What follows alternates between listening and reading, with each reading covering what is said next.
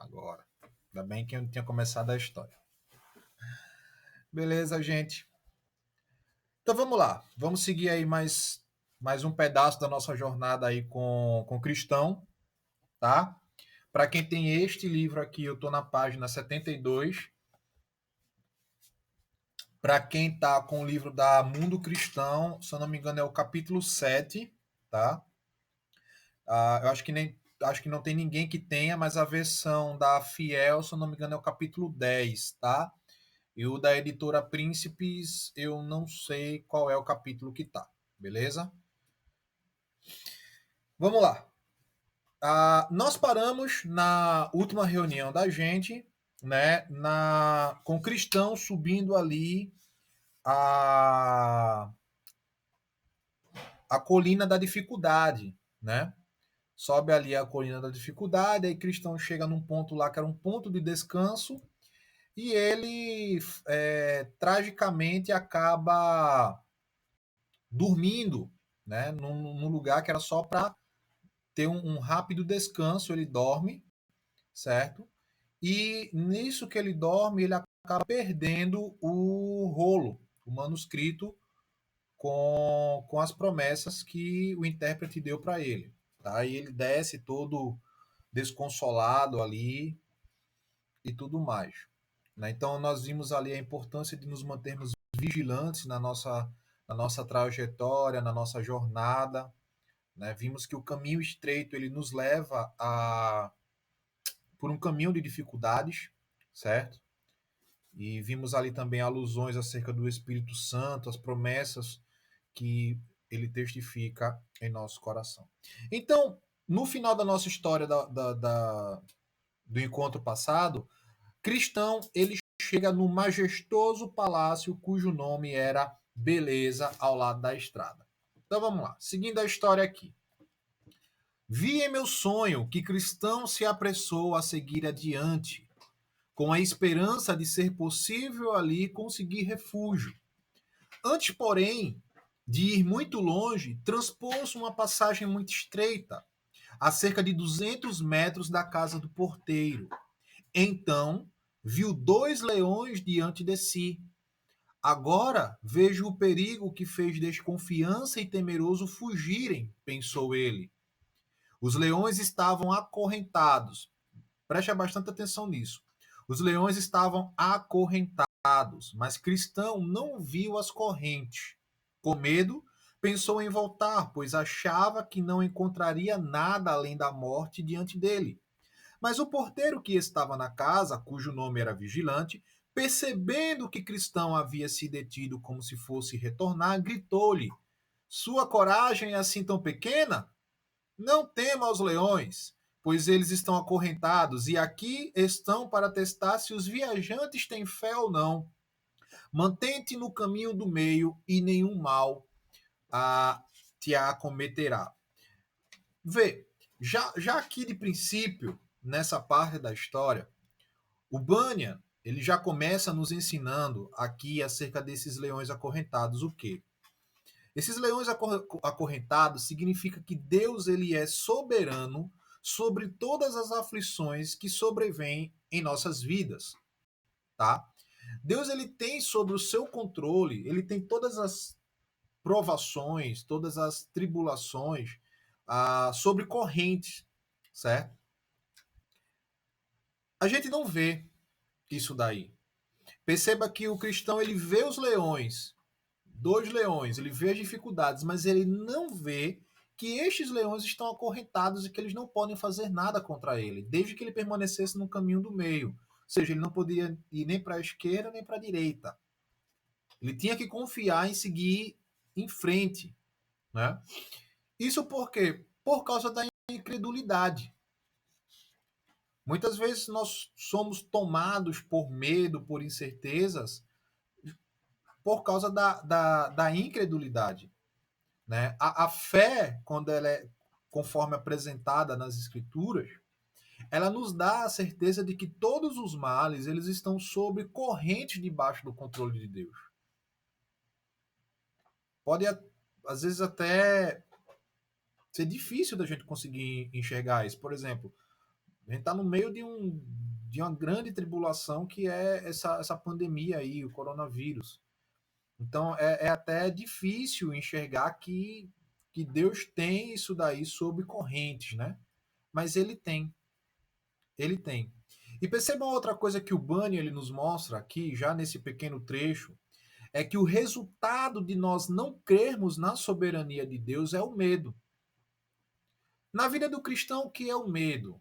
É justamente o resultado de não crer na soberania de Deus. Ah, então significa que eu nunca vou ter medo na minha vida? Sim, teremos medo. Eu me lembro que logo no começo da pandemia eu tive que ir no Extra com Júlia para a gente comprar um negócio. E assim, o cenário era assustador. Recife era uma cidade fantasma. Eu nunca tinha visto 7 horas da noite, 6 horas da noite, no meio da semana, Agamenon vazia, sem trânsito, sem ninguém nas paradas de ônibus. Aquilo gerou um medo no nosso coração, entendeu? Cristão aqui na nossa história, ele tem medo. Tanto é que ele quer voltar. Por quê? Porque ele viu aquilo que atemorizou a, o desconfiança e o temeroso. Ou seja, a incredulidade ela gera um medo, só que precisamos tomar cuidado para que esse medo não se torne algo pecaminoso, tá? Precisamos tomar cuidado para que este medo não nos faça pecar. De que forma? Duvidando da bondade de Deus, duvidando das promessas de Deus, duvidando de que nenhum mal irá cair sobre as nossas cabeças e tudo que vier a acontecer conosco é para a glória dele e tem um propósito, né? Veja que as aflições aqui, elas têm um propósito, que é testar a nossa fé. Veja o que o porteiro, o vigilante, ele vai dizer: não temos leões, eles estão aqui para testar os viajantes, se eles têm fé ou não. Então, todas as provações, todas as lutas, todos os embates que nós vivemos na nossa peregrinação nessa terra serve para testar a nossa fé. Aonde a nossa fé está alicerçada? Aonde está o nosso coração? Tá entendendo? Não pense aqui fé em meramente um pensamento positivo, certo? Esse não é o princípio de fé bíblico. Fé é uma confiança naquilo que Deus ele fala acerca da sua palavra, das promessas para nós, né? Não é à toa que no Antigo Testamento as pessoas obtiveram salvação mediante a fé. O meio é o mesmo, fé. No Antigo Testamento eles tiveram fé de que a promessa do Messias viria. No Novo Testamento se tem fé de que o Messias veio, morreu naquela cruz e ressuscitou. Tá entendendo? Então, esses leões e aflições, eles podem vir sobre as nossas vidas de diferentes maneiras, tá? É uma doença, é desemprego, problemas familiares, problemas emocionais, vários, vários. Eu lembro que na nossa última leitura do Peregrino, eu falei que uma das armas que Satanás ele utiliza para nos atacar é justamente o sofrimento, para abalar a nossa fé é justamente o sofrimento. Voltando à história aqui. Então, vi que ele prosseguia, tremendo de medo dos leões. Veja, o peregrino, o cristão, ele ainda está com medo, mas ele segue em frente. É isso que a Bíblia ela nos convida, mesmo diante do medo, seguirmos em frente. Por quê? Porque estamos confiando na promessa de Jesus, tá? Mas dando atenção às orientações do porteiro, ouviu o rugir e não sofreu qualquer mal. Veja, os leões rugiram. Eu nunca vi o rugido de um leão de perto, mas eu acho que deve ser algo bem amedrontador, né? Imagina dois leões, um do lado, outro do outro. Ao passar, bateu as mãos de alegria e continuou até alcançar o portão onde estava o porteiro. E Cristão perguntou a ele: Senhor, que casa é esta? Acaso poderia eu passar a noite aqui? Esta casa foi construída pelo Senhor da colina, para descanso e segurança dos peregrinos, respondeu o porteiro. E em seguida perguntou de onde Cristão provinha e para onde ele ia. Venho da cidade da destruição e estou indo para o Monte Sião, disse Cristão. Mas, como o sol já se pôs, desejo, se puder, passar a noite aqui. Qual o teu nome? Agora me chamo Cristão, mas antes me chamava Desprovido de Graça. Sou da raça de Jafé, a quem Deus persuadiu a ir viver nas terras de Sem. Perceba, um ponto interessante aqui, quando o cristão ele fala, agora me chamo cristão, mas antes me chamava desprovido de graça. Né? Acho que em outras versões vai ter desgraçado, se eu não me engano. Ao sentir ansiedade também pecamos, certo? Sim, Drica. Sim, sim. A ansiedade, ela pode nos levar a pecar, tá? Porque assim, existe um, um, uma inclinação de ansiedade que ela é pecaminosa, tá? Por exemplo, falta de confiança. hã? Quando é Falta de confiança, né? Por exemplo, o Hernando Dias Lopes ele conta um exemplo de que ele estava no seminário e ele passando viu no quarto lá um amigo dele chorando. E ele chegou e foi perguntar, orando e chorando, né? O que foi que aconteceu? Eu disse, não, a minha mãe. Aí Hernando pensou, poxa, o que foi que aconteceu? Não, eu tô com medo dela morrer. Sim, mas ela tá doente, tá no hospital, tá internada. Não, ela tá em casa, tá bem. Mas é que eu tenho medo dela morrer. Oi? Ah, então, assim, existe a questão da ansiedade é um excesso de futuro. A ansiedade é justamente a gente pensar muito no futuro e travar a nossa vida por causa disso, tá? A Bíblia ela nos exorta a confiar naquele que tem já o nosso futuro preparado. O próprio Jesus vai dizer: olha, vocês ficam se preocupando no que vocês vão comer amanhã, do que vocês vão se vestir. Deixe essas coisas para os ímpios. Os ímpios é que estão aflitos. Confie em Deus. Veja, os pássaros, eles não trabalham, eles não colhem, eles não têm que pagar contas. E o Senhor cuida deles. O Senhor manda o alimento para eles a todo momento. Será que vocês não valem mais do que um pássaro? Veja os lírios do campo. Nem Salomão, em toda a sua glória, se vestiu como eles. O Senhor os veste. E hoje eles nascem, amanhã eles secam e morrem. Será que vocês não vão ter mais valor do que essas plantinhas, né? Então, Jesus ele nos convida justamente a lançar sobre ele as ansiedades do nosso coração, tá? As ansiedades do nosso coração. Então, quando eu sou tomado pela ansiedade acerca das coisas do futuro, e eu não confio no Deus que guia a minha vida, então eu estou de fato pecando, certo? Uma coisa é eu ficar ansioso por um resultado de uma prova, ou algum projeto que eu tenho que fazer e tudo mais. Projetar coisas do futuro não é pecado, entendeu? O pecado é eu me dominar por essa crise de ansiedade e, e ela me travar, ela me fazer perder de vista as promessas que Jesus fez acerca disso. Até porque o próprio Jesus vai falar que nós não podemos aumentar um côvado da nossa vida, ou seja, 1 centímetro da nossa vida, a gente não pode aumentar.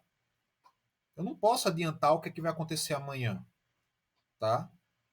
Então, assim, a ansiedade, em certo ponto, como Alan botou aí, depende, ela pode nos levar a pecar sim, entendeu? É diferente daquela ansiedade por uma expectativa de algo que vai acontecer. Tá? Eita, amanhã eu vou ver fulaninho, e você fica naquela ansiedade, naquela expectativa, entendeu? Outra coisa é aquela ansiedade que gera aquela preocupação, que aí você não quer comer, que você sabe, fica deprimido, você acaba não confiando em Deus, não confiando nas promessas, às vezes esquece as promessas e tudo mais. Então, assim, e é um dos males que tem acometido os nossos dias, né? Ansiedade. Essa onda do coronavírus aí tem lotado os consultórios de psicologia, de psiquiatria por causa disso, né? O pessoal com crise de pânico, ansiedade, eita, será que eu vou pegar o corona? Se eu pegar, como é que o meu corpo vai reagir e tudo mais? Ficou mais claro isso daí? Beleza? Então, voltando aqui. Assim, aí o cristão ele vai dizer que ele se chamava desprovido. Ou seja, antes da graça nos alcançar, nós éramos desprovidos de graça, nós éramos desgraçados, tá? Nós estávamos debaixo da ira de Deus, certo? Aí ele segue. Mas o que aconteceu para chegares aqui tão tarde? O sol já se pôs. Eu teria chegado mais cedo, mas como eu sou deplorável, dormi na pérgola que fica na encosta da colina. Apesar disso, eu teria chegado aqui muito antes se durante o sono não houvesse perdido meu pergaminho. E ao prosseguir viagem procurá-lo e não o tendo encontrado, fui forçado a voltar ao local onde adormecera, onde por fim encontrei o rolo e agora aqui estou. Bem, chamarei uma das virgens do local. Se ela gostar da tua conversa, apresentá-lo-á ao resto da família de acordo com as regras da casa. Assim, vigilante, o porteiro, fez soar um sino. E esse som surgiu à porta da casa. A esse som surgiu à porta da casa uma donzela séria e linda chamada Descrição.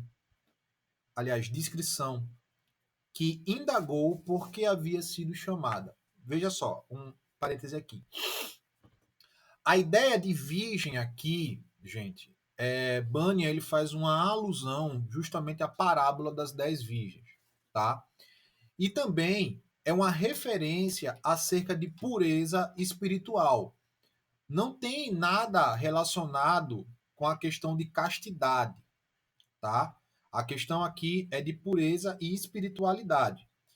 Ou seja, é uma pessoa que não se contaminou com o mundo. Quando a gente vê a Bíblia, quando a gente olha para a Bíblia, nós vamos ver que a expressão que Deus ele sempre utiliza para quando nós nos contaminamos com as coisas do mundo é o adultério, é uma traição. Né? Então, a, toda essa coisa de contaminação do mundo é retratado pelas Escrituras como adultério. Por isso que a Bíblia trata a idolatria como um adultério. Por isso que ele vai dizer que Israel adulterou, traiu e tudo mais. E as parábolas das 10 virgens, elas trazem justamente essa ideia de pureza, né? De pureza ali. As virgens que se mantiveram puras, não se contaminaram, e as outras que eram loucas, certo? Quando a gente olha para a parábola das 10 virgens, a gente vê como é que essas virgens viviam. Ora, vigilantes, tá? Voltando para nossa história. Este homem está fazendo uma viagem da cidade da destruição ao Monte Sião, respondeu o porteiro. Mas, estando cansado e como já escureceu, pediu-me para hospedar-se aqui esta noite. Por isso disse a ele que chamaria para que, depois de conversarem, fizessem o que for melhor de acordo com a lei da casa. A donzela perguntou a Cristão de onde provinha e para onde ia. E ele lhe disse. Também quis saber como o cristão havia encontrado o caminho, e ele lhe respondeu. Em seguida, indagou o que ele havia visto e encontrado na senda, e ele lhe contou. Por fim, ela lhe perguntou o seu nome. É cristão, replicou, e desejo ainda mais passar aqui a noite, pois soube que este lugar foi construído pelo Senhor da colina para descanso e segurança dos peregrinos. Ela sorriu, mas havia lágrimas nos seus olhos. Depois de uma pequena pausa, disse: Vou chamar mais 2 ou 3 pessoas da família. e correu até a porta chamando Prudência, Piedade e Caridade, as quais, depois de conversarem um pouco com o cristão, apresentaram aos outros membros da família, e estes o saudaram no umbral da casa, dizendo: Entre, abençoado do Senhor. Esta casa foi construída pelo Senhor da colina para receber os peregrinos. Só um parêntese. Prudência, caridade, piedade e discrição remetem aí, fazem uma alusão ao fruto do Espírito, tá? Fazem uma alusão aí ao fruto do Espírito. Cristão inclinou a cabeça e o seguiu para dentro da casa. Fizeram-no sentar e deram-lhe algo para beber, combinando que, até a ceia ficar pronta, conversariam com o cristão de modo a melhor aproveitar o tempo. Assim, designaram piedade, prudência e caridade para instruírem o hóspede. Desta forma, principiaram. Vem, bom cristão, começou Piedade. Como fomos tão amáveis contigo, recebendo-te em nossa casa esta noite, deixa-nos para que possamos nos aperfeiçoar ainda mais. Fala-te sobre as coisas que te aconteceram na tua peregrinação. Com muita boa vontade, assentiu o cristão, e agradeço por vossa disposição em fazê-lo. O que te motivou a adotar a vida de peregrino? Indagou Piedade. Gente, essa pergunta que ela faz, o que te motivou a adotar a vida de peregrino, é uma pergunta vital para nós. E é uma pergunta que a gente precisa sempre ter a pronta resposta nos nossos lábios. Por quê? Porque, com toda certeza, as pessoas lá de fora vão questionar e vão perguntar: por que que você é cristão? Por que que um dia você, isso falando de alguém que se converteu, tá? Não nasceu no lar evangélico. Por que que um dia você resolveu abraçar essa fé, que é o cristianismo? Por que não o espiritismo? Por que não o catolicismo? Por que não o budismo? Por que não o islamismo? Por que o cristianismo? Pois é, justamente. Flexível deveria ter feito. E você que nasceu num lar cristão, por que que você ainda hoje vive e abraça a fé dos seus pais? Será que é por mera conveniência, por comodismo, por conforto, por uma questão social?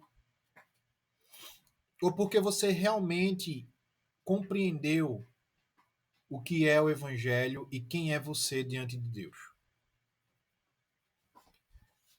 Creio que essa é uma das principais perguntas da vida do crente. E tal como Pedro fala, nós precisamos estar prontos para dar razão da nossa fé.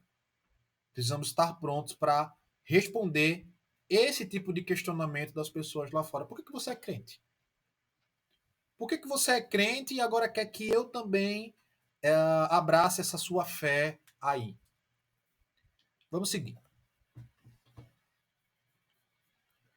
Ela pergunta por que ele adotou a vida de peregrino, né? Piedade. Aí Cristão responde: Fui levado a deixar meu país de origem por causa de um som aterrorizante, que permanecia em meus ouvidos para me conscientizar da destruição inevitável que me aguardaria se eu continuasse a viver no lugar onde eu estava. Mas como tomaste este caminho? Foi Deus que me orientou. Pois quando eu estava tomado pelo medo da destruição, não sabia para onde ir. Por acaso, um homem apareceu enquanto eu, trêmulo, chorava. Seu nome era Evangelista. E ele me disse para ir à porta estreita, a qual, sem a sua ajuda, eu nunca teria encontrado. Assim, ele me ensinou o caminho que me trouxe diretamente a esta casa. Mas não passaste pela casa do intérprete? Indagou Piedade. Sim. E lá vi coisas maravilhosas, cujas lembranças levarei comigo para o resto da vida. especialmente três ensinamentos, a saber, como Cristo, apesar do esforço de Satã, mantém a obra da graça no coração dos homens. Como os homens pecam além da possibilidade da misericórdia de Deus. E conhecer o sonho do homem que viu enquanto dormia o dia do julgamento, enquanto dormia que o dia do julgamento havia chegado. Nesse parágrafo aqui, gente, Cristão, ele faz um resumo do evangelho. Ele resume o evangelho que o intérprete apresentou lá na sua casa. Lembrando que o intérprete, ele faz a figura de um discipulador, tá? É aquela pessoa que vai pegar o novo convertido e vai orientar ele. Então é o papel da igreja, o papel do pastor, o papel de um líder, enfim. Então ele vai dizer o seguinte: quais são essas três verdades que resumem o evangelho? Somos pecadores, carecemos da graça de Deus e vivemos no aguardo do juízo final e da consumação de todas essas coisas que nós vemos. Veja que ele vai dizer que Cristo mantém a obra da graça, né? Ele nos salva e nos conduz nessa caminhada. Que os homens pecam além da misericórdia de Deus, os homens estão pecadores, os homens estão num estado de desgraça. E o dia da redenção de toda a criação, certo? Seguindo. Ora, ouviste-o contar teu sonho? Sim, e era terrível. Meu coração doeu enquanto o homem falava, mas estou feliz por tê-lo ouvido. Isto foi tudo o que vistes na casa do intérprete? Não, disse Cristão. Ele me levou a um suntuoso palácio, onde havia pessoas vestidas de dourado, e também um homem corajoso que abriu seu caminho entre guardas armados, que protegiam a porta para evitar que ele entrasse. Então, ele recebeu permissão para entrar e conquistar a glória eterna. Tais coisas me arrebataram. Eu teria permanecido na casa daquele bom homem o ano todo, mas sabia que deveria continuar. O que mais viste no caminho? Perguntou Piedade. Continuei um pouco mais e vi em minha mente um homem crucificado, sangrando em uma árvore. A árvore aqui é a referência à cruz, o madeiro. A simples visão fez que meu fardo caísse de minhas costas, pois eu carregava um fardo muito pesado. Lembra que quando o cristão ele encontra a cruz, o fardo de pecado que ele carregava, ele cai, né? Ele se desprende dele. Foi algo estranho para mim, pois nunca havia visto nada parecido. E enquanto eu admirava, porque não conseguia parar de admirar, três seres resplandecentes vieram até mim. Um deles me assegurou que os meus pecados haviam sido perdoados. O outro despiu-me de meus farrapos e me deu um manto bordado que vês aqui. E o terceiro fez a marca que vê em minha testa e me ofereceu este pergaminho lacrado com selo. Ao dizer isso, puxou o pergaminho sobre as suas vestes junto ao peito. Aqui, gente, é uma alusão clara à obra da Trindade na nossa salvação, tá? Podemos ver que o primeiro assegurou que meus pecados haviam sido perdoados é o próprio Deus, imputando a justiça do Filho em nós. É a justificação. O segundo, que tira os farrapos do cristão e dá um manto para ele, é Cristo, certo? Que nos dá uma nova vida. E o terceiro, que faz a marca na testa e dá o rolo com as promessas, é o Espírito Santo. Tá? Somos selados pelo Espírito Santo e ele nos ajuda a carregar as promessas de Deus na nossa caminhada, certo? Mas viste ainda mais coisas, certo? Insistiu Piedade. Estas coisas que te contei são as melhores. Mas também vi outras. Encontrei três homens, Simplório, Ócio e Presunção, que dormiam à margem do caminho com os pés acorrentados. Mas acha que consegui despertá-los? Também encontrei formalista e hipocrisia, pulando o muro para ir, como pretendiam, a Sião, mas se perderam, conforme eu os havia prevenido, e eles não acreditaram. Acima de tudo, porém, achei muito difícil subir esta colina, assim como não foi fácil passar por entre as presas dos leões. E realmente, se não fosse pelo bom homem, o porteiro que guarda o portão, não sei se eu não teria voltado. Mas graças a Deus, eu estou aqui e agradeço a vós por ter me acolhido. Perceba que no final aqui, cristão, ele glorifica a Deus por tudo que ele viveu e viu até aquele dado momento. Em nenhum momento o cristão ele vai atribuir um esforço próprio acerca da sua jornada, né? O cristão ele vai falar aqui que foi Deus, é Deus que nos guia, é Deus que nos sustenta, é Deus que nos livra das presas dos leões.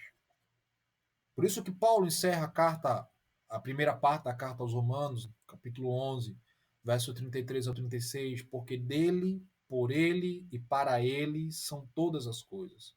Tudo tem origem nele, tudo passa por ele e tudo converge nele. Dele é a glória. O homem não tem glória nenhuma.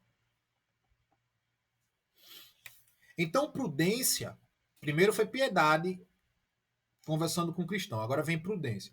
Então, prudência pensou em fazer-lhe algumas perguntas, querendo saber o que ele responderia. Não pensa, às vezes, na sua terra natal? Sim, mas com vergonha e aversão. E se na verdade se lembrasse daquela de onde havia saído, teriam oportunidade de tornar. Mas agora desejam uma melhor, que é a celestial. Aqui Bânia, ele está nos fazendo uma exortação acerca da questão de tomarmos cuidado para a gente não flertar com o passado, tá? A gente vai entender mais um pouquinho no decorrer da leitura. Ainda pensa nas coisas que então preocupavam? Quis saber prudência. Sim, mas muito a contragosto, especialmente minhas preocupações carnais, com as quais todos os meus conterrâneos, inclusive eu, se deleitavam. Agora, porém, essas coisas são meu sofrimento. E se eu pudesse escolher, escolheria nunca mais pensar nisto. Contudo, mesmo fazendo as melhores coisas, as piores continuam comigo. Às vezes não acha que essas coisas parecem superadas enquanto por vezes ainda o deixam perplexo? Perguntou Prudência. Sim, mas raramente. Quando, porém, estas coisas acontecem comigo, são horas preciosas. Consegues lembrar por quais meios sente que às vezes tuas contrariedades são superadas? Prosseguiu Prudência. Sim. Quando penso no que vi diante da cruz, por exemplo, e quando observei meu manto bordado e quando leio meu pergaminho que trago junto ao peito, também quando trago e também quando meus pensamentos se alegram quando lembro do lugar que eu estou indo. Então, como eu falei, o Bânia nesse trecho ele vai fazer a nós uma exortação acerca do cuidado ao flertar com o passado, tá? Sempre que a gente faz um comparativo do que nós estamos vivendo hoje no presente com aquilo que a gente está vivendo no passado, que viveu no passado, nós corremos um grande risco de desonrar a Deus por causa disso, tá? Um exemplo bíblico: o povo de Israel. O povo viu todos os sinais de Deus lá no Egito, todas as 10 pragas. O povo viu o mar se abrir, viu Faraó e seus cavaleiros morrerem, viu a coluna de fogo iluminar a noite e prover calor para o povo, viu a nuvem proteger eles durante o dia do sol causticante. Mas diante das dificuldades, o que é que eles faziam? Poxa, Moisés, que foi que tu fizeste? Tu tirou a gente lá do Egito para morrer aqui no meio do deserto, foi? Lá pelo menos tinha cova, lá tinha cebola, né? Tinha umas esteirazinhas pra gente deitar. Agora a gente tá aqui no meio desse deserto, perambulando. E agora? Era melhor lá. Era melhor lá. Então veja, o povo ele desonrava a Deus por quê? Porque eles não enxergavam que o mesmo Deus que no passado livrou eles dos egípcios e proveu sinais sobrenaturais sobre a vida deles, era o mesmo Deus que estava guiando eles agora nessa peregrinação pelo deserto, e ele iria cuidar desse povo do mesmo modo como cuidou no passado, tá? Uma outra coisa interessante, deixa eu ver aqui, tem um pastor que tem um pastor que fala que tem qualidade de crente. É verdade, velho, é. Leopardinho. O Alan botou aqui, né? Que não aparece na gravação. O Alan botou que tem pastor que fala que tem qualidade de crente, que quando fala do passado chega a lambe os beiços, né? Chega a dar aquela. Eita, mas é porque Nostalgia. antigamente, né? Não sei o quê. Tem. É as qualidades de crente safado que tem aí, meu velho. É bronca. Ah, uma outra coisa que nós conseguimos enxergar é o seguinte, em relação a isso. Qual foi o primeiro milagre que Jesus fez quando iniciou seu ministério público? Foi num casamento, né? Ele transformou a água em vinho. Tá lá em João, tá? Ele transforma a água em vinho e o vinho que ele transforma é um vinho muito melhor do que o do começo, tá? Só contextualizando vocês, a festa de casamento dos judeus, ela levava uma semana, né? E vocês acham que a festa de casamento de vocês é badalada, né? Então, uma semana de festa, meu filho, com muita comida e vinho. Era bom, Então, era bom. porque aproveitou, os noivos aproveitava. O da gente É, não, a era gente bom para os entra noivos, né? tenso, Porque passa uma os hora, noivos acabou. aproveitavam, né? Hoje os noivos entram tensos, tal, depois é foto, tirar foto com todo mundo, tal, às vezes nem come, né? Ah, então, era uma festa de uma semana. Ah, o que que a Adriele botou aí? Faz um assim. É, vou dizer para Thales fazer um assim, viu, Adriele? Uma semana de festa. Para ele vai ser ótimo, né? Uma semana de festa com Comendo. comida, meu amigo. Ele vai. Os quilos que ele vai ganhar com os anos de casamento, ele vai ganhar só no dia da cerimônia. Da Uma festa. Da semana. semana da festa. Ô, louco, então. Lembra de chamar, velho. O melhor do casamento é a comida, mano. Brincando. Ó, Brincando nada. mandar a outra. Então, vê só. Então, eles tinham um costume que era o seguinte. Eles serviam o vinho de melhor qualidade logo no comecinho, tá?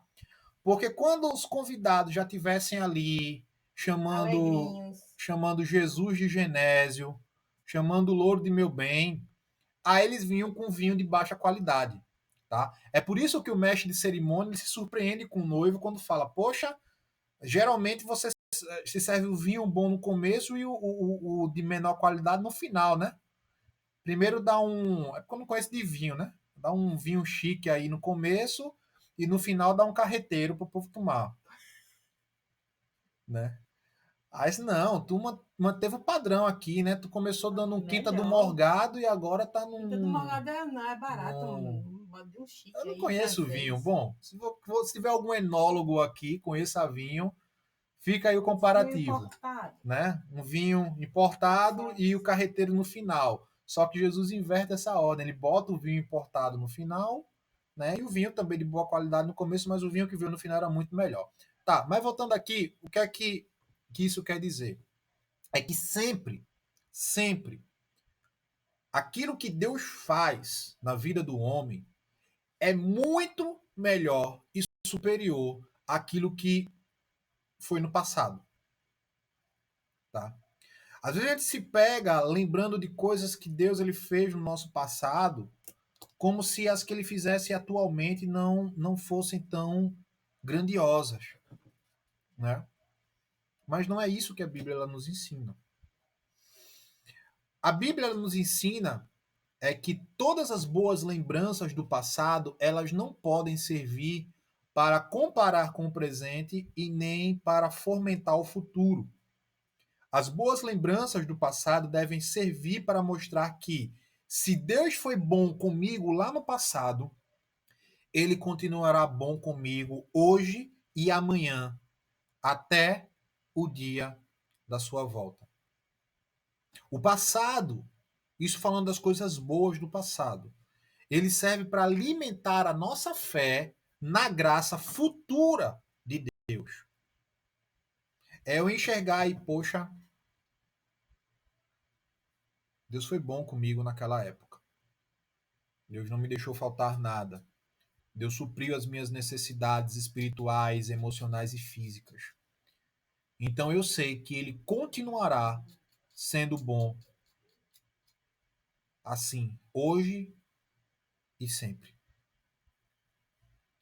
Agora, as coisas ruins do nosso passado, elas não servem para nos lembrar, para nós lembrarmos. Porque nem o próprio Deus lembra. A Bíblia fala que Deus ele pega o nosso pecado, nosso passado e joga no mar do esquecimento. Quem gosta de lembrar do nosso passado é Satanás. Ele ama fazer isso daí. Satanás é o melhor advogado de acusação que existe na face da terra. Porque ele sabe de todos os crimes que você cometeu diante de Deus e ele faz questão de estampar isso na sua cara, na nossa cara. Então, todas as coisas ruins do nosso passado servem apenas para esquecermos delas e clamarmos misericórdia a Deus jogando elas na cruz. Diferente do que alguns crentes fazem, gente, as coisas erradas que nós fizemos no passado, que davam prazer e deleite à nossa carne pecaminosa, não é pra gente ficar, nossa, aqui, poxa, era bom, hein? Era bom. Não, não era bom. Não era bom porque aquilo ali me afastava de Deus. Não era bom porque ali eu estava num momento de desgraça na minha vida. Não era bom. Bom é enxergar aquilo que Deus fez de bom. Me libertou, eu perdido, pecador, miserável, longe da graça. Isso é algo bom para se lembrar. Uma outra coisa que nós vemos aqui nessa parte que nós lemos é uma alusão clara a Romanos capítulo 7, versículo 16 e 19, tá? Quando o cristão ele vai dizer que mesmo fazendo as coisas melhores, as piores ainda continuam com ele. Eu já disse isso em outras aulas, quando Paulo fala que o bem que eu quero, este eu não faço, mas o mal que eu quero, este eu faço, porque o mal habita em mim. O verbo habitar no grego ali dá um sentido de um morador antigo, né? Alguém que praticamente nasceu ali, naquele lugar, tá? Por isso que ele não vai embora. Ele tem raízes ali. Para ilustrar bem essa questão, os historiadores contam que Lutero, quando ele saiu da cidade onde ele foi chamado para renegar as obras que ele havia escrito dando início à Reforma Protestante, o príncipe da Alemanha, príncipe Frederico, gostava muito de Lutero.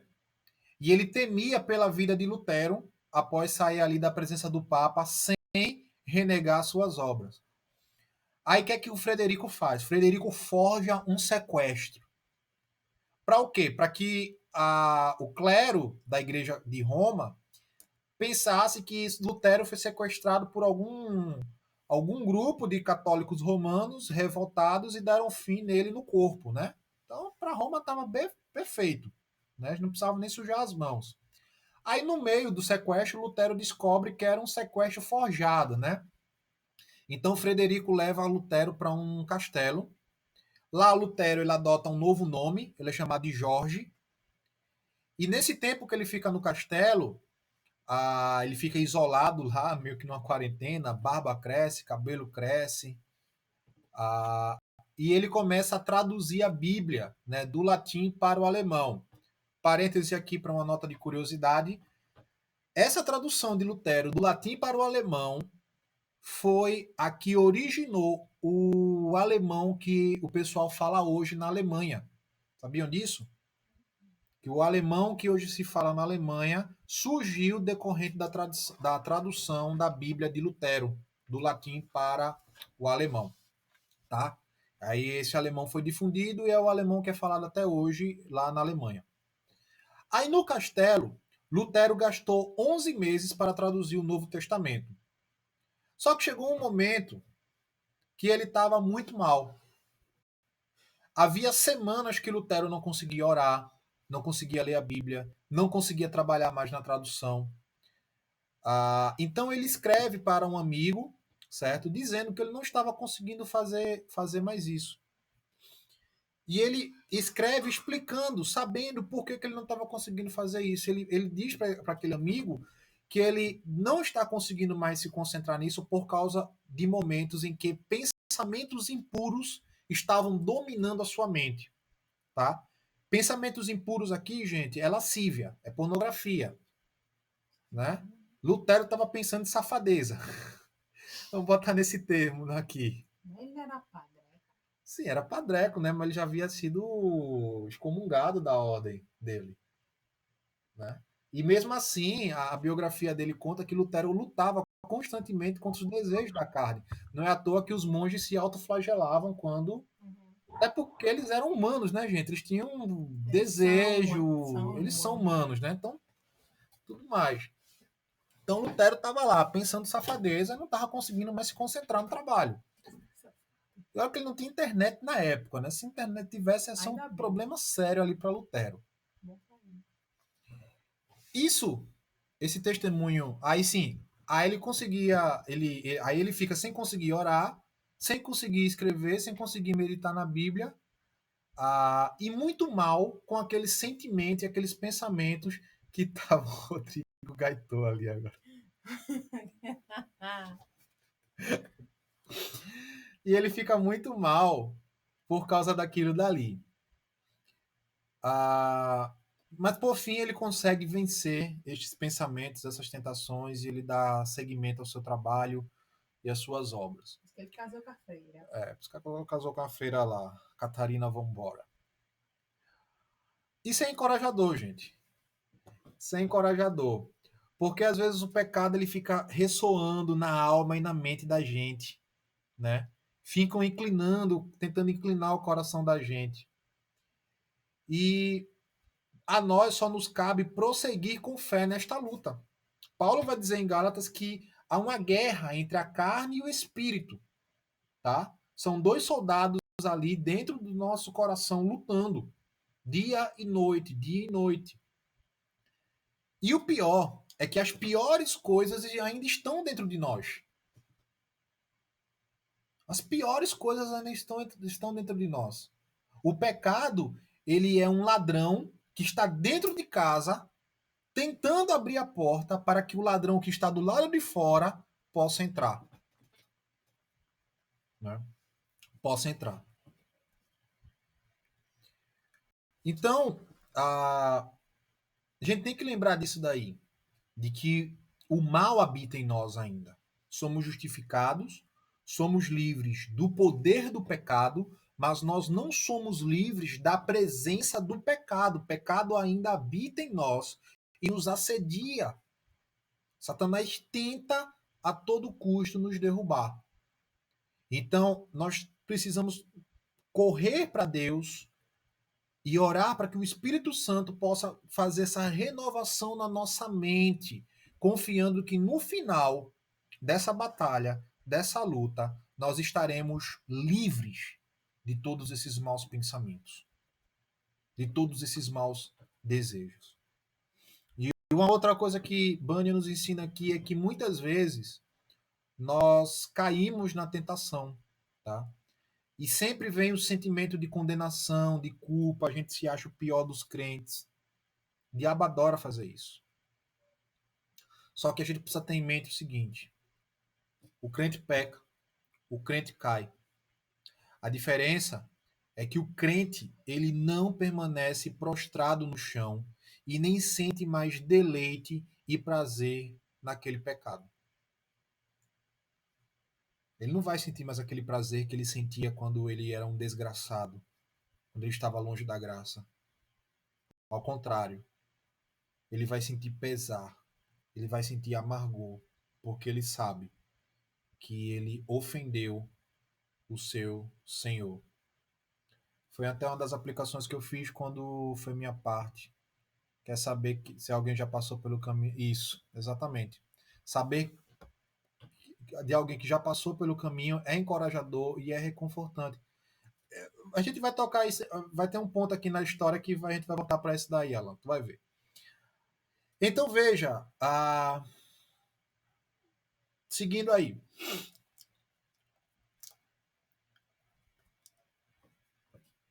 Aí quando vi, aí tá.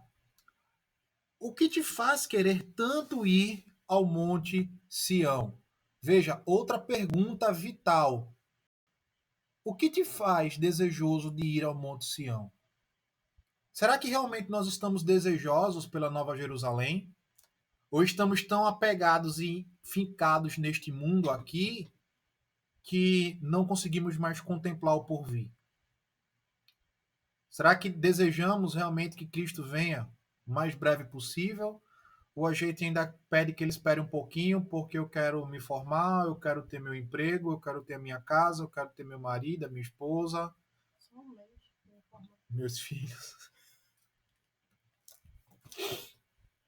Ora, lá espero ver vivo aquele que morreu na cruz e também livrar-me de tudo que me perturba. Veja que desejo belo.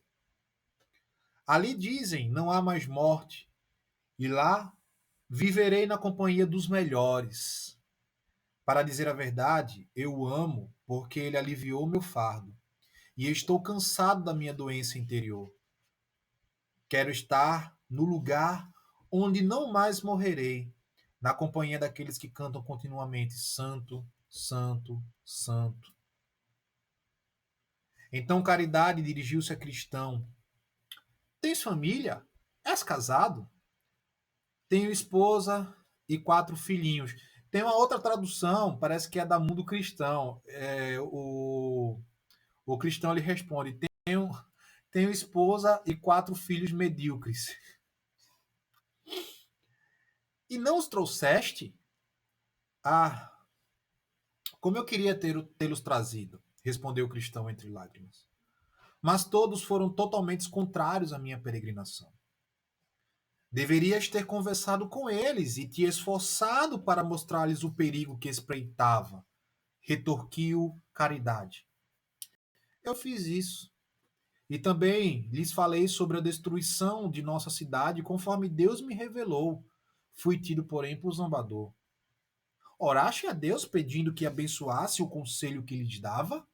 Sim, e o fiz com muito afeto, pois minha esposa e meus pobres filhos me eram muito queridos.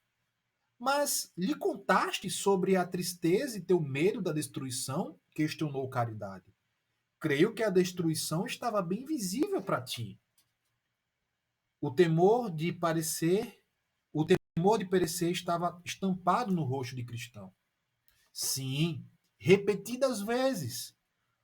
Eles também podiam ver o medo gravado em minha face, presente nas minhas lágrimas e também nas minhas tremedeiras devido à tensão causada pelo julgamento que todos teremos de enfrentar. No entanto, nada disso foi suficiente para convencê-los a virem comigo. Mas o que disseram a eles? Por que não vieram? Minha esposa temia perder este mundo, e meus filhos estão dominados pelos tolos deleites da juventude. Assim, seja por um motivo ou por outro, não me acompanharam e por isso venho sozinho. Veja, a mulher de cristão não queria perder aquele mundo. Aquele mundo era confortável para ela, era agradável para ela. E os filhos de cristão, a gente subentende aqui que eles já eram adolescentes, jovens, estavam perdidos nos deleites da juventude, né? Estavam perdidos lá no meio da gandaia, da farra, das baladas, né? Da pegação, pegam aqui, pegam lá. E não quiseram atentar à voz do pobre cristão. Mas, com tua vida fútil, acaso não contradisseste as palavras que usaste para persuadi-los? Com efeito, minha vida não é digna de elogios, pois tenho consciência das muitas faltas que cometi. Sei também que, por sua conduta, um homem pode anular o que, por argumento ou persuasão, tenta passar aos outros para o seu próprio bem. Posso, porém, afirmar que tive muito cuidado para não lhe dar motivos, por qualquer ato indecoroso, de terem aversão pela peregrinação. Sim, e por isso mesmo diziam que eu era por demais rígido e que me privava de coisas nas quais eles não viam qualquer mal. Tampouco creio que posso dizer que se viram em mim algo que os deteve, foi meu grande temor em pecar contra Deus ou de fazer qualquer maldade contra o meu próximo. O Bunny aqui ele fala uma coisa muito interessante, gente. Precisamos tomar muito cuidado para que as nossas ações elas não anulem os nossos discursos, tá? Eu falava isso no EBD de ontem, né? Ah, será que as pessoas enxergam algo honroso em nós? Ou nós perdemos o respeito por completo das pessoas que não são cristãs ao nosso redor, a ponto que elas não ficam inibidas de falar qualquer assunto que não convenha a um cristão em nossa presença?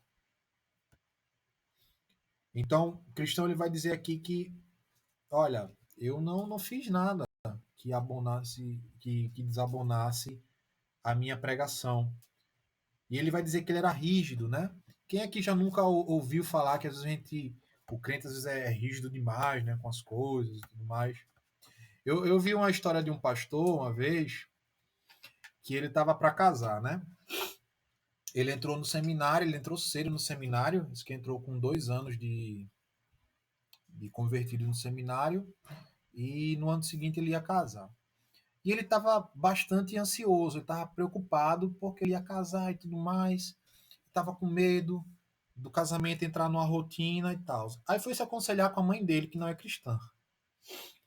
Aí ele chegou para a mãe e falou, né? Disse, não, mãe, eu vou casar, tal, estou preocupado. Tenho certeza de que ela é a mulher da minha vida, que Deus separou para mim e tal, mas sei lá, eu fico pensando se a gente cair num comodismo, numa rotina e tudo mais. Aí a mãe do cidadão chegou e disse: Fulano, você é muito rígido consigo mesmo. Não, se cair na rotina, não tem problema não. Você dá uma puladinha de cerca e resolve isso daí. Meu velho. Sou mãe do cara, velho. Aí ele, mãe, você tá esquecendo que eu vou ser pastor? Você tá esquecendo que eu vou ser pastor? Gente, a vida cristã, ela requer por muitas vezes, vou botar entre aspas, tá? Sacrifícios. No sentido de que determinadas coisas são boas e proveitosas para os outros, mas não para nós, tá? Então, por muitas vezes o mundo vai enxergar a gente como pessoas muito rígidas, ou até mesmo pessoas que não entendem o que é alegria, tá? Pronto, basta alguém perguntar, e aí, tu vai pro Galo da Madrugada? Não, não vou pro Galo da Madrugada porque eu não concordo com aquilo dali. Eu não acho que seja um ambiente propício para o cristão estar lá. Ah, mas tu é muito rígido, não tem nada a ver, é cultura, e não sei o quê, fica lá de boa, só observando. Tá entendendo? Aí segue aqui. De fato, Caim odiava seu irmão, porque suas obras eram más e de seus irmãos e a de seu irmão eram justas. E se sua esposa e filho se ofenderam com isto, mostraram desse modo serem implacáveis diante do bem, mas tu livrastes a tua alma. Então aqui ela vai dizer que vai usar lá o exemplo de Caim, certo? Que justamente as obras más que Caim fazia com que ele odiasse as obras do irmão porque eram justas. E é o que acontece com a gente. O mundo nos odeia porque as obras do mundo são más e as nossas obras são justas. Aí ela vai dizer que ele livrou a alma dele, né? Uma alusão a Ezequiel 39. Mas se avisares ao ímpio, ímpio e ele não se converter da sua impiedade, do seu mau caminho, ele morrerá na sua iniquidade, mas tu livraste a tua alma, ou seja, o sangue daquelas pessoas não será cobrado das nossas mãos. Seguindo. Em meu sonho, observei-os conversar desse modo até a ceia ficar pronta. Assim, sentaram-se à mesa para cear. A mesa estava coberta com uma abundância de boas coisas e com vinho refinado. E eles conversaram sobre o Senhor da colina, sobre o que ele havia feito, sobre o porquê de ter feito o que fez e sobre o motivo de ter construído aquela casa. E pelo que disseram, percebi que ele havia sido um grande guerreiro, que havia combatido e imolado aquele que tinha o poder da morte. Uma alusão clara a Jesus Cristo. Mas não sem correr grande perigo, o que me fez amá-lo ainda mais. Pois, como disseram, e eu acredito, disse Cristão, ele realizou isto a custo de muito sangue. Contudo, aquilo que glorificou tudo que ele fez foi que fez o que fez por puro amor. Além disso, algumas pessoas da casa afirmaram que estiveram e conversaram com ele, desde que morreu na cruz. E afirmaram terem ouvido de seus próprios lábios que ama os pobres peregrinos como ninguém no mundo todo. Além disto, deram um exemplo para confirmar o que afirmavam, isto é, que ele desistiu de sua glória pelos pobres. E o ouviram dizer e afirmar que ele não habitará sozinho nas montanhas de Sião. Disseram ainda que ele fez de muitos peregrinos príncipes, embora, por natureza, nasçam como pedintes sobre montes de estrume. É interessante essa parte aqui porque ela nos dá uma alusão ali, primeiro, aos heróis da fé, tá? Aqueles homens que são mencionados lá na famosa Galeria da Fé, em Hebreus 11, e nos mostra também o nosso destino, tá? Nós passaremos de peregrinos para príncipes, princesas, na Nova Jerusalém. Seremos revestidos de um corpo glorificado. Dessa maneira, conversaram até tarde da noite e, depois de pedirem a proteção do Senhor, retiraram-se para repousar. O peregrino ficou num quarto grande no andar superior, cuja janela abria-se para o nascer do sol. O nome do quarto era Paz. Ali dormiu até o raiar do dia, e quando acordou, cantou. Onde estou agora? São estes o amor e a atenção que Jesus dedica ao tipo de homem que peregrinos são? E deste modo que ele concede, quer seja perdoado o réu e habite as vizinhanças do céu. Após todos se levantarem e conversarem ainda mais, disseram-lhe que não partisse antes que lhe mostrassem as raridades do local. Primeiro, levaram-no até o estúdio, onde lhe mostraram registros antiquíssimos. Em outras traduções dessa história vai dizer que levaram ele à biblioteca. Por que, o Palácio da Beleza tem uma biblioteca, gente? Vamos ver por que tem uma biblioteca lá. Conforme me lembro do sonho, nesses registros havia a genealogia do Senhor da Colina. Cristão viu que ele era filho do ancião dos dias, oriundo da geração eterna. Ali também estavam documentados os atos que ele havia realizado e o nome de centenas de pessoas que tomara a serviço e como lhes dera suas casas, que nem o tempo, nem os rigores da natureza puderam destruir. Em seguida, os moradores da casa leram para o cristão sobre os atos valorosos de alguns dos seus servos, os atos valorosos que alguns dos seus servos haviam realizado, sobre como, por meio da fé, venceram reinos, praticaram justiça, alcançaram promessas, fecharam boca de leões, apagaram a força do fogo, escaparam do fio da espada, da fraqueza tiveram força, tornaram-se poderosos na guerra, puseram em fuga exércitos estrangeiros. Uma alusão clara aqui a Hebreus 11, 33 e 34. Tá? Em outra parte dos registros da casa, leram que o Senhor desejava favorecer muitos. Na verdade, qualquer um, até mesmo aquele que afronta demasiadamente a sua pessoa e seus atos.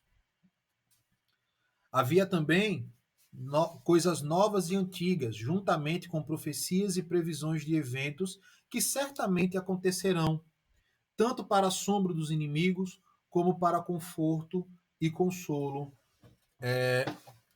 dos peregrinos. Tá? O que o cristão ele ouve na biblioteca relacionado a Deus, a Cristo e homens e mulheres que o Senhor usou no decorrer das eras para o seu propósito, para a sua redenção. Quando eu li isso aqui pela primeira vez, eu disse, bom, cristão teve uma aula de teologia bíblica. Deram uma aula de teologia bíblica aqui para o cristão, mostrando para ele como se deu todo o processo da redenção durante a história, né? O que Bunyan está ensinando aqui é que é impossível seguirmos na peregrinação cristã sem gastarmos tempo com leituras que edificam. Primeiramente, as escrituras, certo? E segundo, as diversas leituras que nós temos à nossa disposição. Como Alain bem pontuou, ler outras coisas nos ajuda, nos encoraja.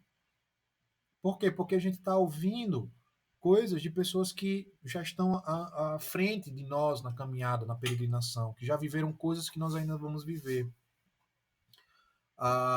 Boa parte da nossa Juban é composta de pessoas com menos de 25 anos, né? Uns completaram 18, 19 agora há pouco. Outros já passaram dos 30, hoje estão ali entre a casa dos 25 e 30, tá? Então, alguns já viveram experiências mais intensas do que outros. Alguns já passaram experiências mais intensas e vívidas do que outros. Por exemplo, as experiências que eu passei na minha vida não são as mesmas que a Adriele passou, né? Mas todos aqui iremos passar por diversos tipos de experiências que nos levarão a passar por provas como o cristão passou, tá? Talvez você não tenha passado ainda pelo meio de 2 leões, tá? Mas você vai passar. Lamento dizer, essa é a vida, tá?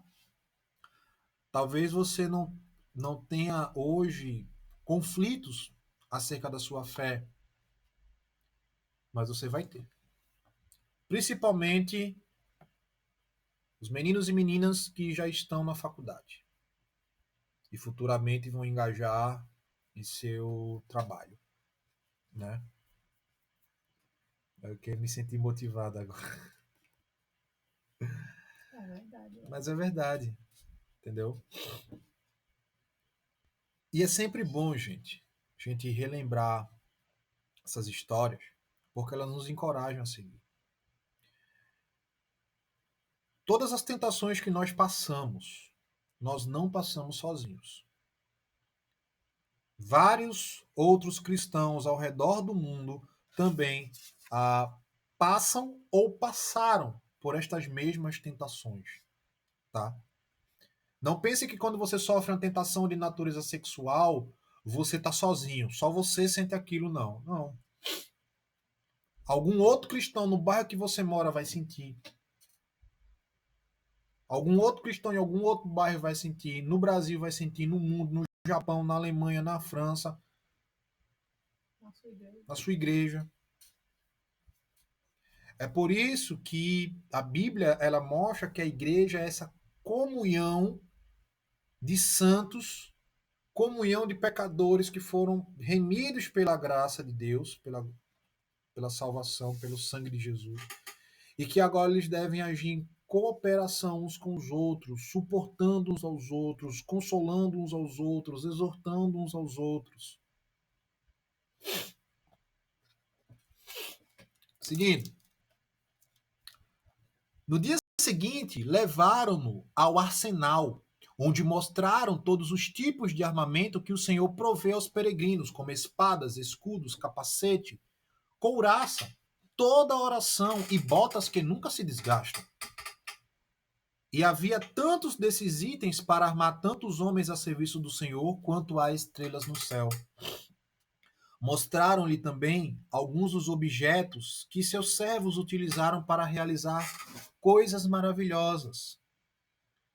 Levaram-lhe o cajado de Moisés, o martelo e o cravo com o qual Jael matara Sisera, e os cântaros, e as trombetas, e as tochas que Gideão fizeram bater em retirada os exércitos de Midian.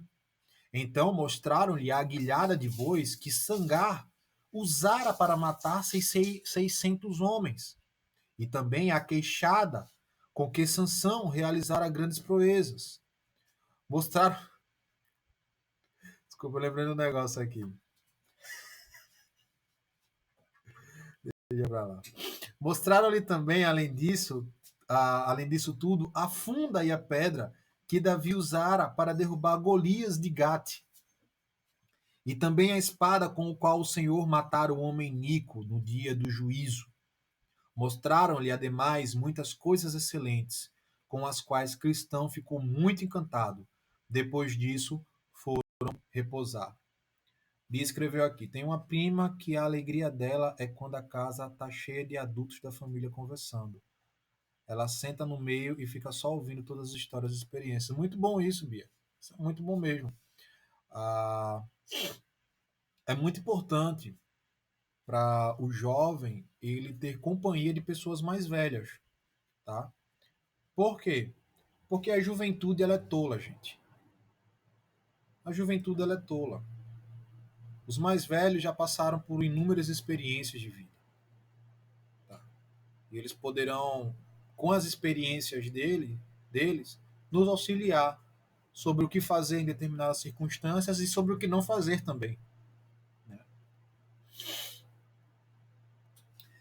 Vi então, em meu sonho, que na manhã seguinte, Cristão se levantou para continuar viagem, mas os anfitriões desejaram que ele ficasse mais um dia para, se o tempo estivesse claro, mostrar-lhe as montanhas deleitáveis, que lhe dariam ainda mais ânimo, pois ficavam próximas do local onde estavam.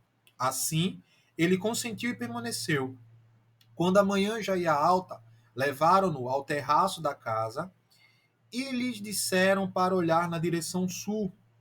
Ele procedeu desse modo e viu a grande distância uma região montanhosa muito aprazível, com bosques, vinhas, árvores frutíferas de todo tipo, bem como flores, com nascentes e fontes que davam muito prazer de se olhar. Cristão perguntou o nome daquela região e lhe disseram que era a terra de Emanuel, onde todos os peregrinos tinham livre passagem. Informaram igualmente que quando lá chegasse, poderia ver o portão da cidade celestial, pois os pastores que ali vivem lhe o mostrariam. Então ele sentiu que já era hora de partir e seus anfitriões concordaram. Antes, porém, convidaram-no a voltar ao arsenal. Chegando lá, equiparam-no dos pés à cabeça para o caso de encontrar perigos no caminho. Armado desta maneira, caminhou acompanhado por seus amigos até o portão, onde perguntou ao porteiro se havia visto peregrinos passarem por ali. E o porteiro respondeu que sim. Peço que me diga se o conhecia, pediu Cristão. Perguntei seu nome e ele me respondeu: Fiel. Ah! Exclamou Cristão. Ele é da minha cidade, é meu vizinho e vem do lugar onde nasci. A que distância acha que ele está à minha frente? A esta altura, já deve ter descido a colina, ponderou o porteiro. Obrigado, bom porteiro, disse Cristão. Que Deus esteja contigo e que suas bênçãos se multipliquem por toda a gentileza que dedicastes a mim. Cristão começou a caminhar, mas piedade, caridade e prudência resolveram acompanhá-lo até o pé da colina. Assim, partiram os quatro, retomando as conversas anteriores até terem descido da colina. Então Cristão falou: Vejo que descer é tão difícil como subir. Sim, concordou Prudência. Isso se deve ao fato de que é difícil para o homem descer ao vale da humildade, onde estás agora, e não escorregar pelo caminho. Por isto, disseram elas, nós te acompanhamos. O cristão continuou a descer, mas com muita cautela. Mesmo assim, escorregou uma ou duas vezes. Em seguida, vi em meu sonho que, ao descer ao pé da colina, suas boas companhias deram a cristão um filão de pão, uma garrafa de vinho e um cacho de uva em passa. Então ele partiu.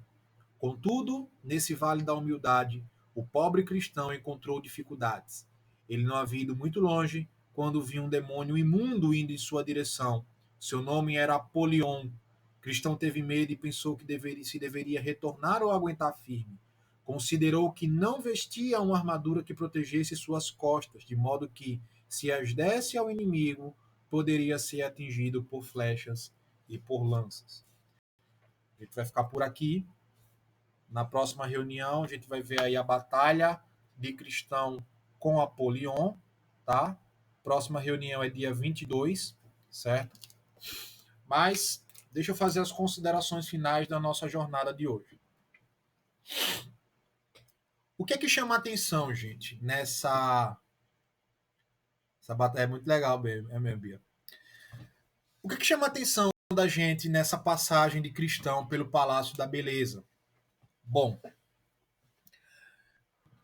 uma das coisas que nos chama a atenção é as coisas que Deus ele utilizou para encorajar o cristão a prosseguir, certo? A primeira delas é o diálogo com aquelas três figuras. O que é que o diálogo de cristão com aqueles três personagens, caridade, prudência e piedade, nos ensinam? Bom, uma das coisas que nos ensina é que é de suma importância para a nossa caminhada cristã nós termos amizades que comunguem da mesma espiritualidade, da mesma fé que nós, tá? Crente pode ter amigo que não é cristão? Pode, gente. Não estou dizendo que você não pode ter amigo que não é cristão. Porém, na jornada, é importante a gente se aproximar de pessoas que nos levam para perto de Deus. É importante a gente estar rodeado de pessoas que nos levam mais para perto de Deus. Um amigo não cristão, ele não vai ter essa capacidade. Quando você passar por um momento de tentação, um amigo não cristão, ele não vai ter sabedoria para te orientar a como vencer aquilo dali. Ao contrário, ele vai te dar conselho mediante ao seu próprio pensamento carnal, tá? Veja o conselho que a mãe daquele pastor deu para ele. Não, se o casamento entrar na rotina, você vai e pula cerca, você vai para um prostíbulo, né? Paga uma prostituta. Tá entendendo? Então, é importante nós nos aproximarmos de pessoas que nos levam mais para perto de Deus. E aqui vai um conselho para os meninos e meninas que estão solteiros, tá? E que estão namorando. Antes de iniciar um namoro, um relacionamento, atente bem para se esta pessoa ela ama mais a Deus do que a você mesmo. Pare e analise isso daí. Fulano, ele ama a Deus mais do que a mim? Se sim, é uma pessoa ideal para você. Se não, prudência. Porque se ela ama mais a Deus do que a você, ela vai fazer com que você se aproxime mais de Deus. Ela vai te levar mais para perto de Deus. Ela vai guiar o seu relacionamento mais para perto de Deus. A mesma coisa amizades. Para os casados, os homens, sejam sacerdotes das suas esposas e filhos, os que tiverem, né? Pastoreiem o coração deles. Notem que a conversa que Cristão teve com aquelas três figuras eram conversas que abençoaram Cristão, eram conversas que o encorajaram, conversas que o exortaram, conversas que confortaram ele, tá? Gente, brincar é bom, resenhar é bom. Quem mais gosta de resenhar tá aqui. Mas tem horas que a gente precisa parar e, e conversar coisas que tocam o coração, que edificam, que nos elevam na nossa caminhada. Esse momento que nós estamos tendo aqui, lendo o Peregrino e refletindo sobre as lições que essa história nos traz. Então, busquem ter amizades que edifiquem a sua vida espiritual. Fujam de amizades que não te levam para perto de Deus, seja ela com gente crente ou não. Ou não. E atentem dentro do seu relacionamento se aquela pessoa ela ama mais a Deus do que a você. Uma outra coisa que nos chama a atenção, além de termos boas amizades, são as leituras. A biblioteca, né, é o lugar onde eles leram a Bíblia e leram bons livros. Eu não me lembro se foi Spurgeon, se foi Tozer, se foi Moody, eu não lembro quem foi. Alguém uma vez disse: visite bons livros, mas viva a Bíblia. Ou leia bons livros, mas viva a Bíblia. Né? Então, precisamos criar esse hábito de leitura, leituras devocionais, leituras que vão edificar a nossa vida, como nós estamos fazendo. Esse é um projeto de Rodrigo e meu, é justamente exortar, aconselhar, né, na verdade, e ajudar nós a praticarmos o hábito da leitura. Às vezes ler sozinho é cansativo, mas quando a gente lê assim já dá um estímulo, já dá um ânimo. Espero que esse não seja o primeiro e último livro a trabalharmos dessa maneira, certo? Haverão outros aí. E por fim, essa parada de cristão no Palácio da Beleza nos leva a refletir sobre a necessidade de estarmos revestidos com a armadura de Deus. Aquela armadura que eles dão a cristão é uma alusão a Efésios 6. Lembre que a nossa batalha não é contra carne e sangue, mas contra principados, potestades, dominadores do ar. Então, para esta batalha, nós precisamos usar as armas espirituais que Deus nos deixou. Então, precisamos sempre nos revestir. Se você não lembra quais são as peças da armadura, convido você depois daqui pegar lá Efésios 6 e ler e meditar em cada peça daquela. Então, esse trecho da história que nós vimos nos mostra o quê? Sem boas amizades espirituais, sem boas leituras e sem a leitura da palavra e sem a armadura de Deus, a nossa caminhada, a nossa peregrinação nessa terra, ela será extremamente difícil. Extremamente difícil. A Bíblia vai falar que é melhor serem dois do que um, porque um cordão de três dobras não se pode quebrar. Então precisamos nos arrodear de pessoas que nos ajudem a crescer na fé. E não a fazer com que a gente retroceda, volte ou fique estagnado. Pessoas que quando a gente errar, não venham passar a mão na nossa cabeça, justificar não. Pessoas que venham, velho, tu errou, tu pecou, tu pisou na bola. Não é assim, a Bíblia não diz assim. A Bíblia ensina isso. Pessoas que quando você estiver naquele momento de tristeza, deprimido, consigam te animar.